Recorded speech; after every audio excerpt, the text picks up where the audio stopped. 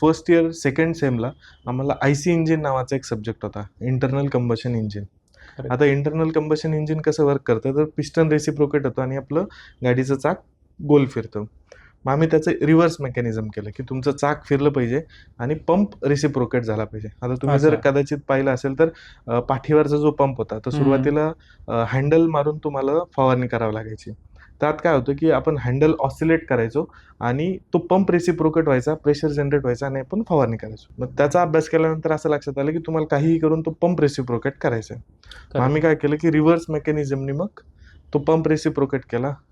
जे political banner असतात त्याचे पाईप्स आणले, टू व्हीलरचं चेन स्प्रॉकेट, सायकलचं मोठं चाक आणि त्याला ती जोडजाड करून पाठीवरचा पंप त्याच्यावर ठेवला आणि एक सुरुवातीला मी पहिलं मॉडेल डेव्हलप केलं 2015 मध्ये आणि त्याची लांबी जवळपास 8 फूट लांब होती आणि आम्ही ते बनवलं, ते वर्क पण झालं, म्हणजे फंक्शनली ते ओके होतं.